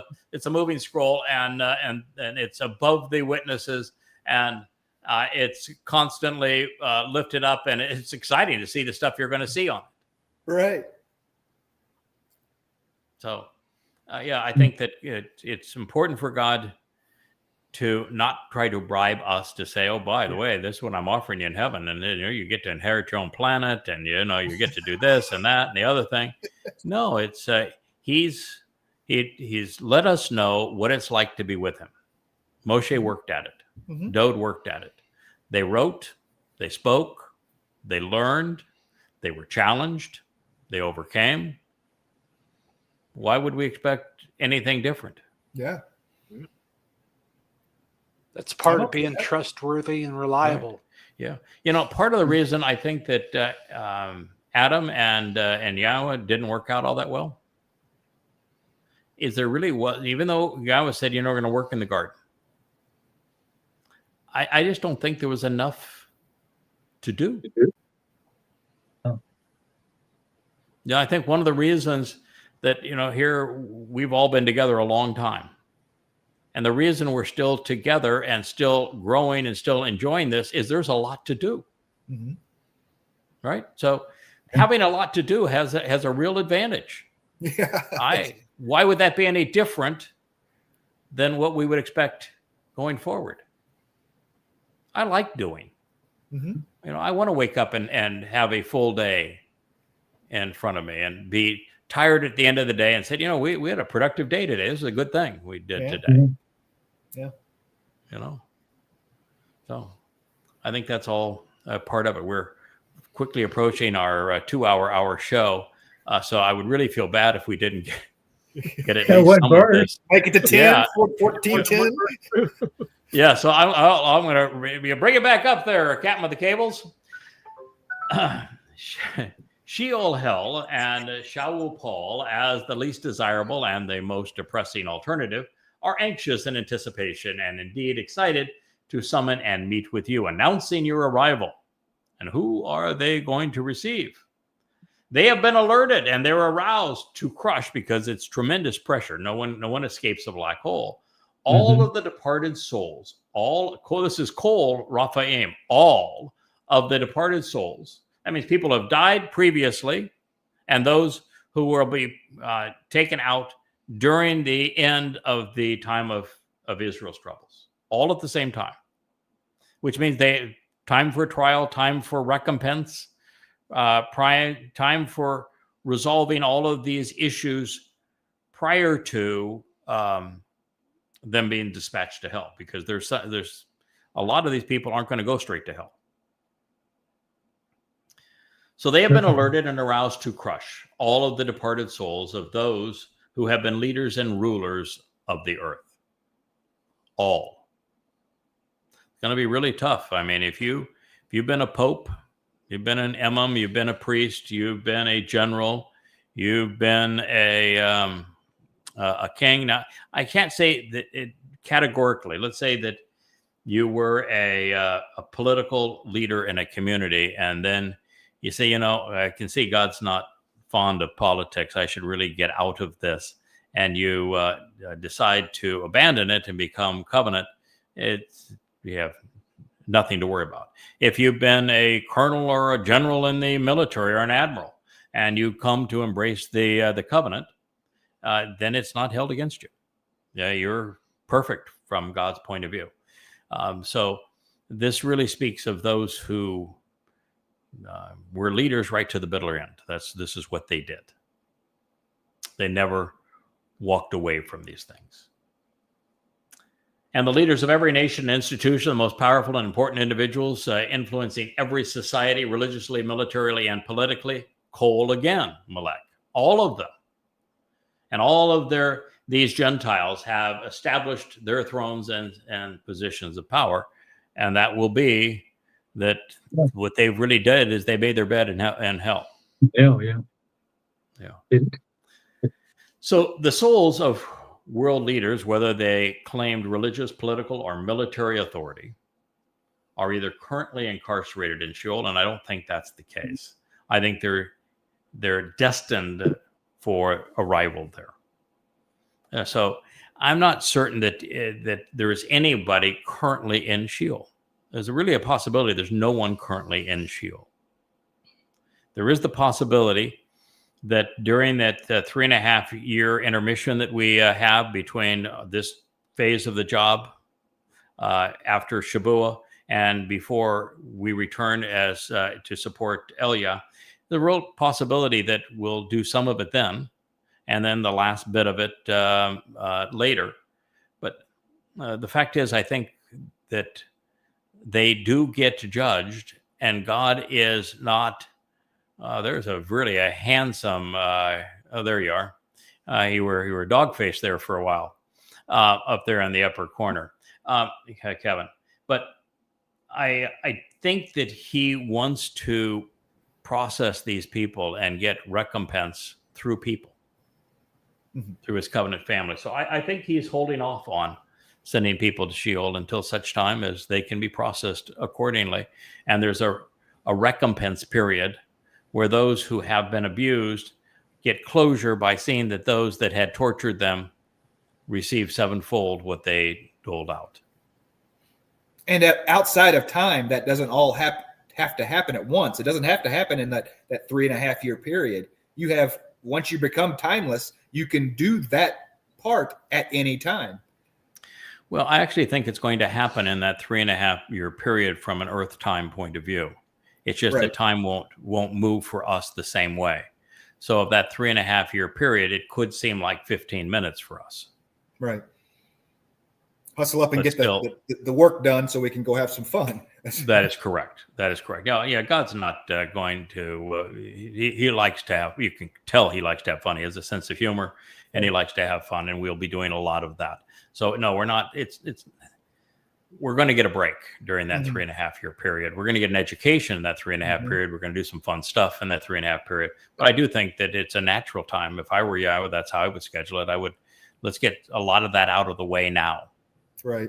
Because, you still got a lot of work. 3.5 years is a lot of work to be back down here with Elia talking to irascible people. So we still have a lot of work to do. So we're not really relaxing. We'll take a break, but we're not really, you can't really relax. And then when Dode returns and you got all these newbies, there's there'll be a period of time for afterwards for a number of years where it's going to be tough to relax. There's a lot that needs to be done.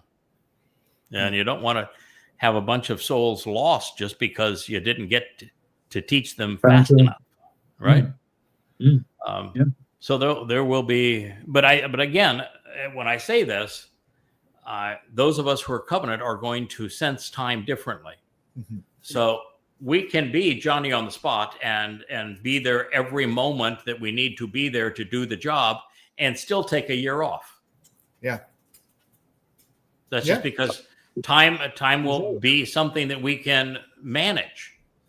So I am convinced that we can literally have time and enjoy it too, and that we can take a year and oh my God, I'm going to just put my feet in the waves and feel the warmth of the sun and the breeze and just enjoy a long walk on the beach, hand in hand with my wife. I just think that would be lovely with no pressure, and to do so in Yahweh's presence and with Dode, and to not be worried about how fast we have to get back, but know that we're not missing anything because we're experiencing that in a different fold of time.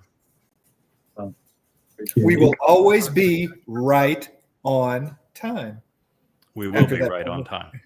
Moving it always right on time. But I think there will also be a cadence of actual time. Oh, sure. I think there will actually be a cadence even when we have the ability to maneuver in time. I think Yahweh's going to establish a cadence of Shabbat and a cadence of the Moed Mikre. So of years and of Shabbat, I think there's going to be a cadence of that. I think he likes schedules.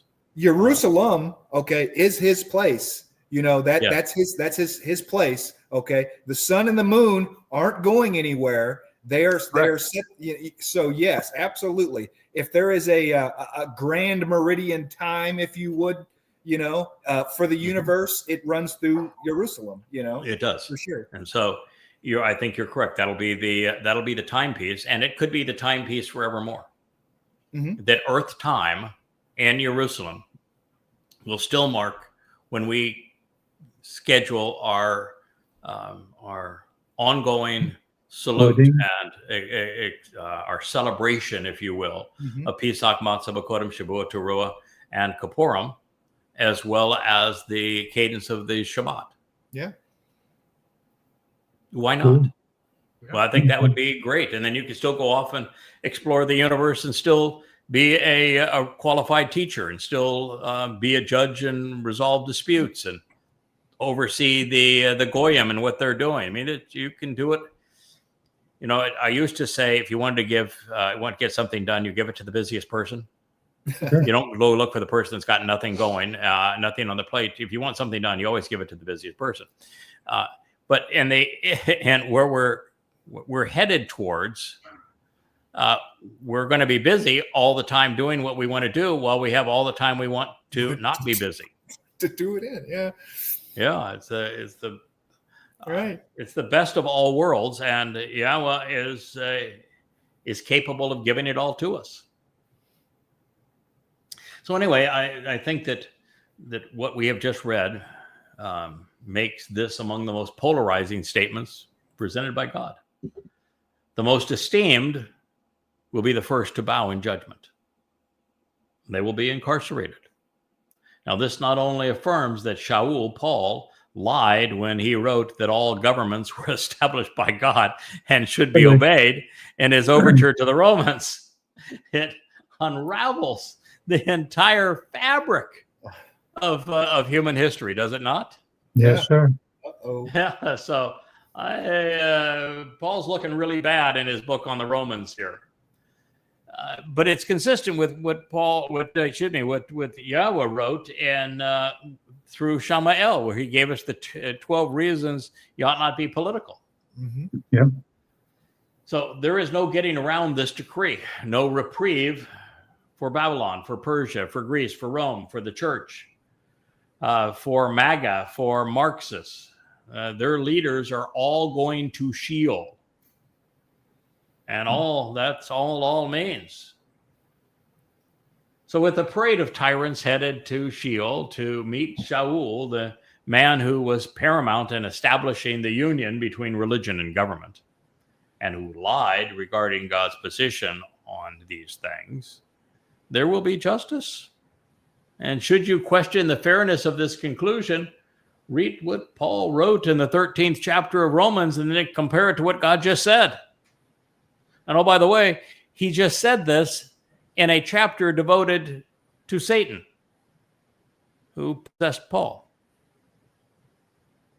So those who tend to upend the natural order of things, venerating creation over the creator, will not find their diminished status and new accommodations to their liking.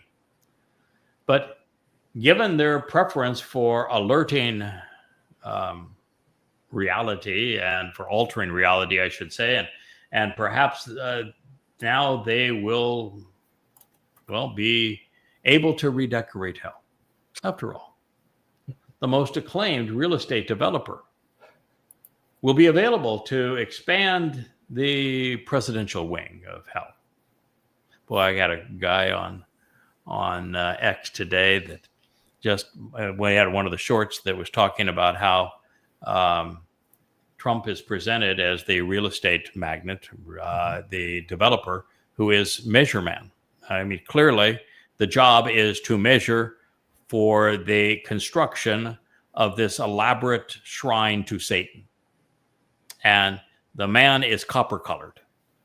And he is doing all the measuring for this monstrosity of a building.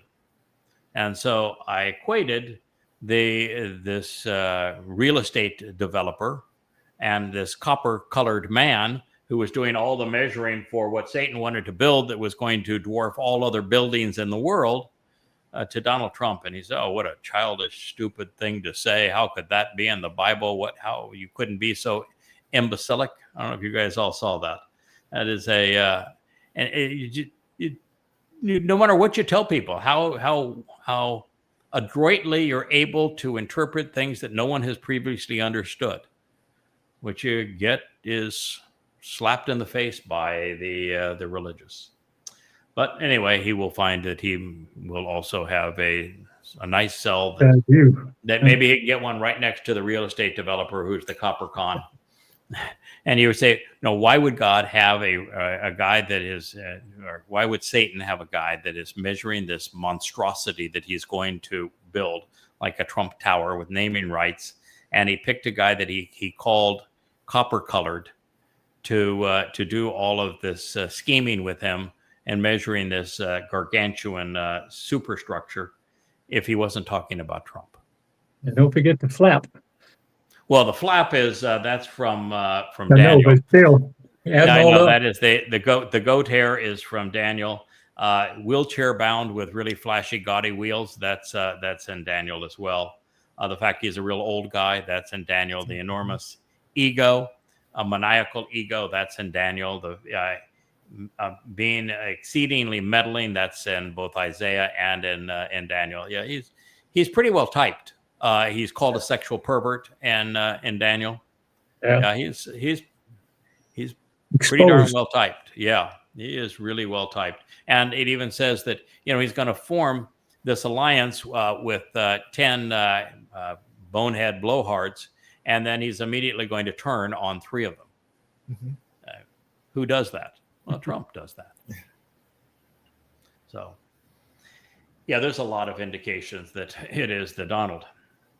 So the inmates were overheard chatting with one another regarding this turn of events.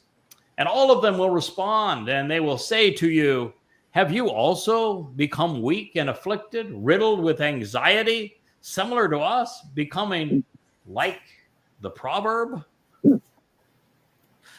Yeah, it's going to be really surprising, I think, particularly for the religious. I mean, can you imagine, Allahu Akbar, I kill you, expecting that by raping and killing and torturing and terrorizing Jews, that rather than getting your virgins in paradise, you get Allah in hell.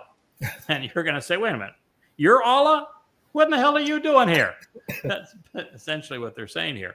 Or, the Christian that is expected to go to heaven because the Jesus saves me. And you find out, wait a minute, Jesus, you're Satan? Nah, come on. No, really? I'm in hell?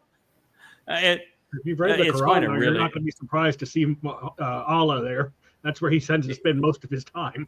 Oh, of course, yeah. If you're He's just Muhammad, not you going to be know doing it. his favorite thing of torturing. If you're a Muslim and you read the Quran and you find that every mention of Allah, he's in hell torturing people.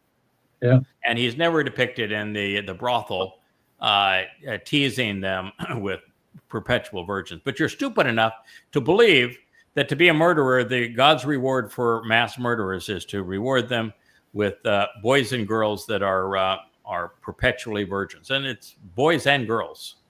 Mm-hmm. And that's your God's reward. The rivers flow with wine, and yet wine's prohibited on earth. You can have sex with any number of these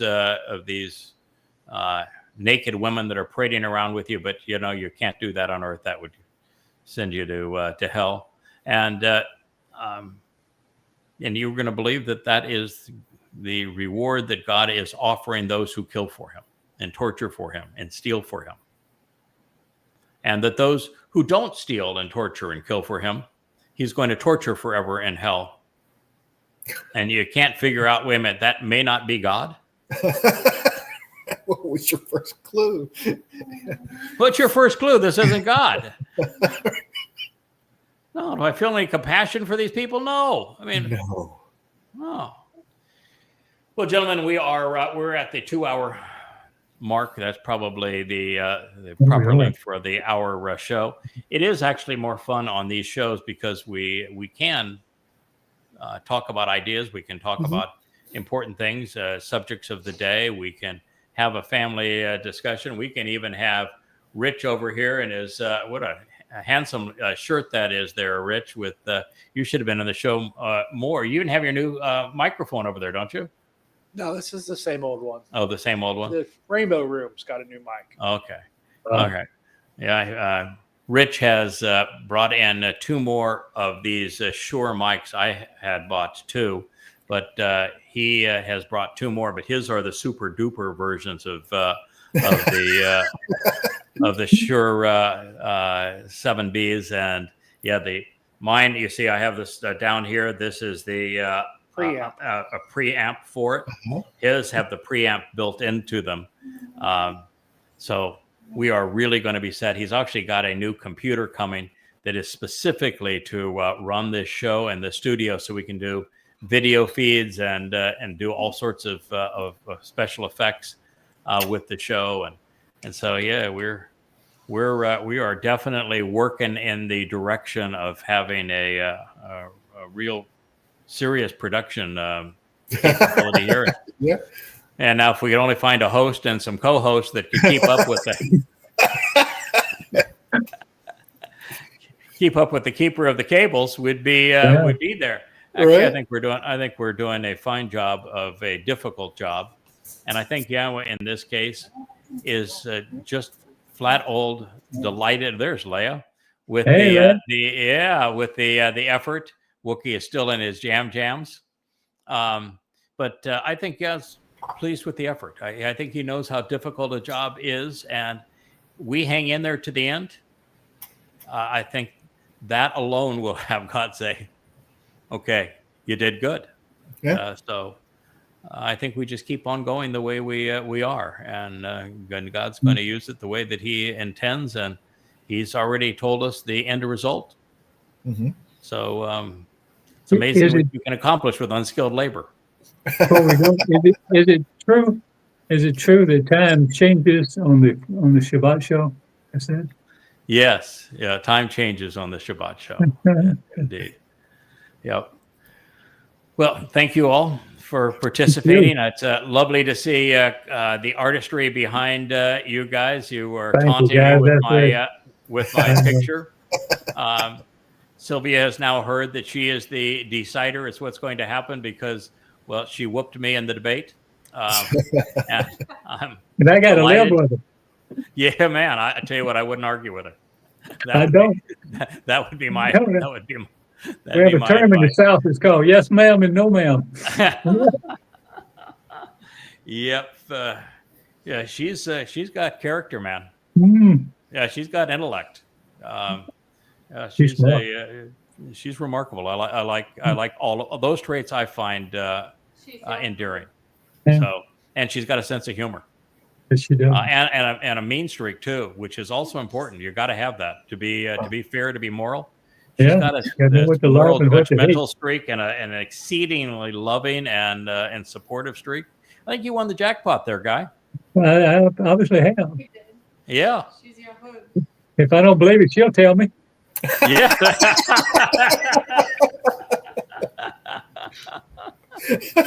Oh, okay, Kirk, you're going to get yourself in trouble. So we're going to sign off. Maybe, thanks for being here. Yeah. Time Put the to clapper down. close it. All right. Thanks, Good Ray. night. Good night. Have a wonderful Shabbat, everyone. You can see we do have a good time together. We've been together for a very, very long time. Yeah. So this is always a good sign of what it's like to be genuine in the covenant family. Good night, one and all. Happy Shabbat. Good night, y'all. Good night.